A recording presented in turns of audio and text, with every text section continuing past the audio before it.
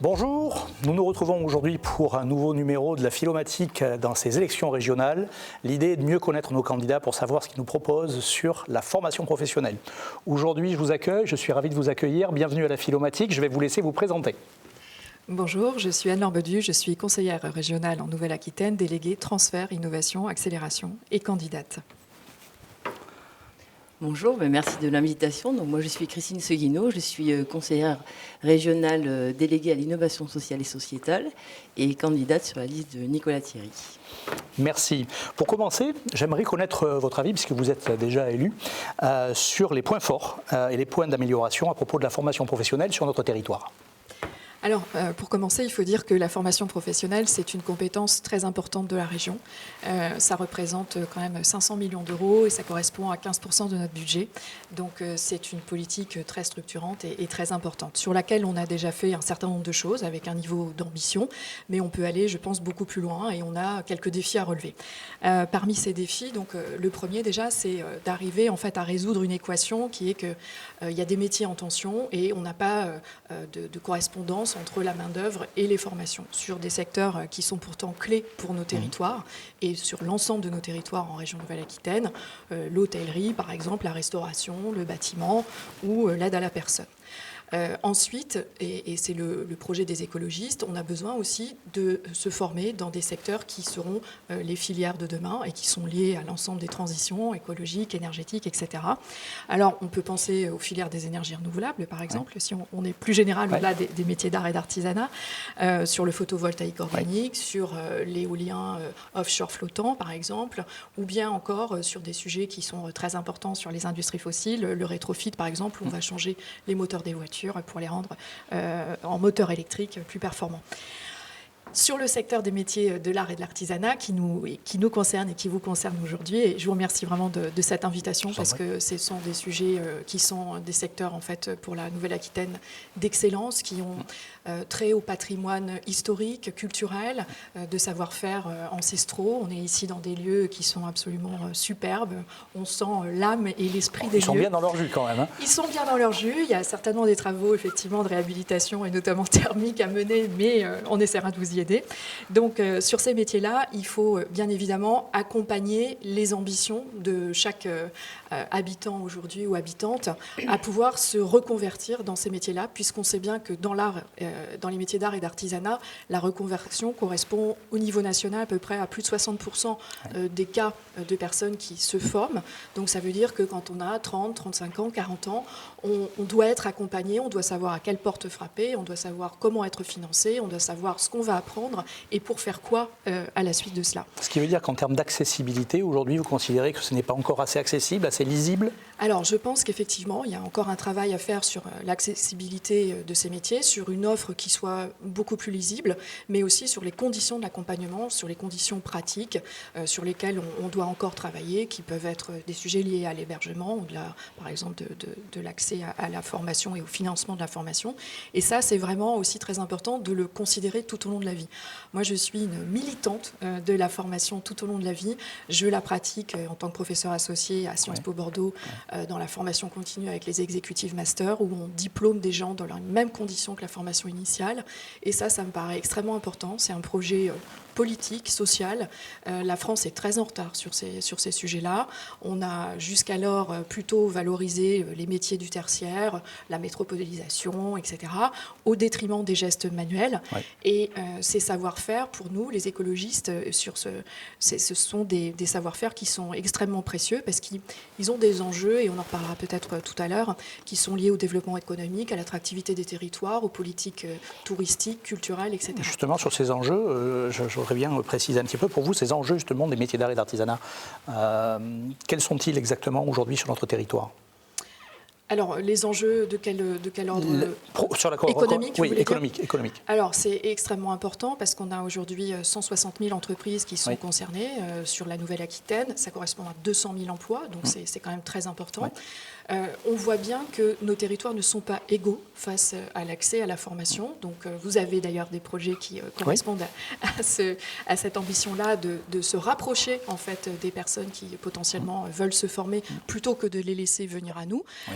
Et ça, dans une vision d'aménagement du territoire, où la région a aussi des compétences très importantes, eh bien, ça fait partie de nos missions, justement, d'amener la formation continue tout au long de la vie dans les métiers d'art et d'artisanat sur l'ensemble du territoire de la Nouvelle-Aquitaine et dans toutes les filières concernées. C'est-à-dire qu'on a quand même des pépites.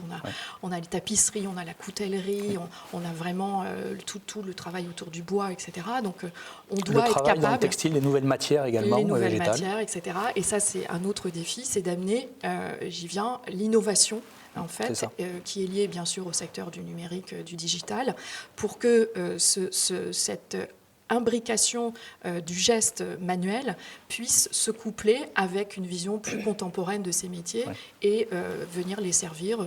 On a parlé tout à l'heure lors de la visite, par exemple, de l'impression 3D, qui peut être très utile, mais bien évidemment, il faut amener ces nouvelles technologies au service de ces métiers sans les dénaturer, tout simplement, en les valorisant au contraire. Tout à fait, merci. Vous avez peut-être un avis complémentaire ou quelque chose à nous apporter ? Alors, en complément d'éclairage. Voilà, donc Anne-Laure a déjà beaucoup détaillé notre position sur ce sujet. Moi, je voulais simplement ajouter que le fait de pouvoir rendre accessibles ces formations tout au long de la vie, c'était quelque chose de vraiment de fondamental.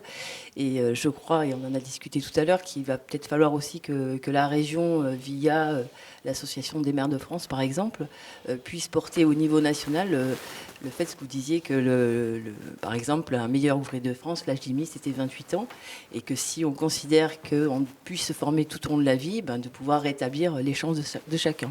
Alors c'est vrai qu'effectivement, nous présentons nos étudiants au concours des MAF et pour nous c'est compliqué puisqu'on a beaucoup d'étudiants, enfin de personnes formées qui ont plus de 30 ans, 35 ans et normalement on ne peut pas en fait devenir meilleur apprenti au-delà de 28 ans, 29 ans et c'est vrai qu'on a une dérogation pour ici notre région, mais le fait de pouvoir devenir et présenter nos candidats à devenir des meilleurs apprentis tout au long de la vie plus tard, ce serait quand même un enjeu assez extraordinaire et ça permettrait à des gens de pouvoir rentrer dans une vie active avec une reconnaissance en tous les cas au niveau de ce qu'ils souhaitent avoir.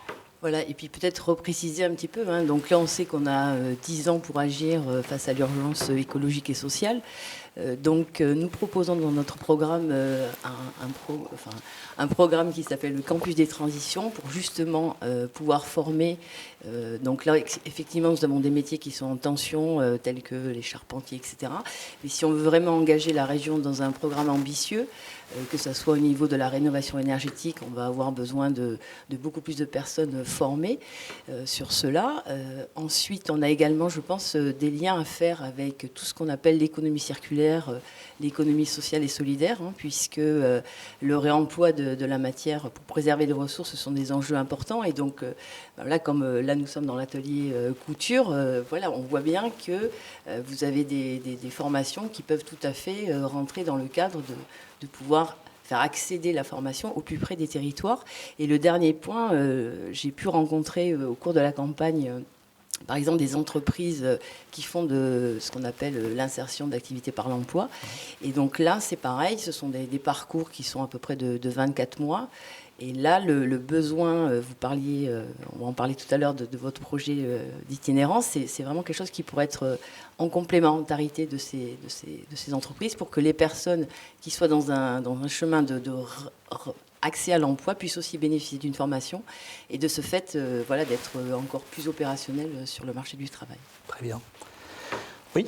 J'ajoute simplement quelque chose en complément sur les compétences de la région. Je pense que la vocation des écologistes, c'est de les rendre cohérentes les unes avec les autres dans la transversalité. Donc, ces questions de l'accès à la formation sur les métiers d'art et d'artisanat, elles doivent être en lien avec nos politiques de tourisme, oui, en lien avec nos politiques d'aménagement du territoire, ça me paraît aussi très important, en lien avec nos politiques d'innovation, et c'est ça qu'on doit arriver à mettre ensemble. Je regardais ce qui se passe dans la région Occitanie, qui est relativement exemplaire sur ces sujets-là. Elle a créé un pass métier d'art, et elle va valoriser avec des actions qui sont couplées, par exemple, avec tous les dispositifs cœur de ville, pour finalement renouveler en fait les dynamiques territoriales dans des endroits qui sont un peu plus lointains des métropoles. Et ça me paraît extrêmement important. Et justement, quelles sont vos idées pour améliorer un peu les pratiques de développement durable dans ces cursus de formation professionnelle ? Alors, sur les pratiques de développement durable, il y a des choses assez simples qui rejoignent les pratiques de RSE qu'on retrouve aujourd'hui dans la formation. Alors, je sais que vous êtes certifié Calliope récemment. C'est vrai qu'on peut, sans aller vers des certifications, mener des politiques ambitieuses en matière de RSE, sur le réemploi, sur les questions de la gestion des déchets, sur les typologies de matériaux que l'on va choisir. Donc ça, c'est sur des sujets, sur l'utilisation de l'eau, par exemple, aussi, de la ressource en eau. Des sourcings qui sont énergétiquement moins énergivores, etc. Ici, par exemple, on voudrait monter une bibliothèque des matériaux biosourcés. Vous pensez que c'est une bonne idée ou pas ? Je pense que c'est une excellente idée. On a déjà vu vos vieux pigments pour le travail de la peinture décorative, de pigments naturels. Donc, évidemment, nous, on est très sensibles à ça.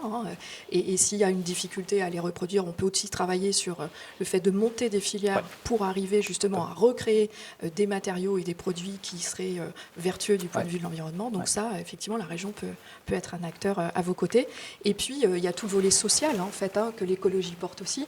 On est très attachés avec Christine à cette connexion entre l'écologie et le social. Et donc, tout le volet inclusion sociale autour des métiers d'art et d'artisanat, en travaillant sur des populations plus ciblées, le handicap et par exemple, les femmes également, puisque je sais que vous avez, dans ces taux de reconversion, une majorité de femmes. Oui, sur certaines filières, 70%, notamment en tapisserie, en mode, etc. C'est vrai que c'est assez important. Et on est sensible aussi à ce que les femmes puissent accéder à de nouveaux emplois et à les former. Donc je pense que travailler aussi sur ce sujet des femmes et de l'inclusion sociale, ça fait partie de ce que les écologistes portent. D'accord. Aujourd'hui, on s'aperçoit qu'on a quand même beaucoup d'artisans qui sont proches de la retraite, qui vont avoir du mal à transmettre en fait leurs entreprises par manque de compétences. Et puis ils ont du mal à s'entourer. Très souvent, ils sont tout seuls dans certains métiers et ils ont du mal à prendre des alternants, ils ont du mal à recruter parce qu'ils ont un petit peu peur, ils ne savent pas comment faire. Et on voit qu'il y a des enjeux assez extraordinaire pour éviter que des pans entiers de l'artisanat meurent demain par faute de repreneurs. Est-ce que vous avez dans vos idées de campagne des propositions pour accompagner éventuellement des futurs artisans formés, reconvertis, puisque nous travaillons essentiellement sur la reconversion professionnelle, les accompagner à aller vers ces artisans pour les aider à reprendre ces entreprises avant qu'elles ne meurent ? Alors en fait, le sujet que vous soulevez, c'est un sujet beaucoup plus général qu'on a à la région. Moi, je me suis occupée beaucoup de sujets du développement économique. Et malheureusement, le sujet de la transmission, il est peu investi par nos institutions.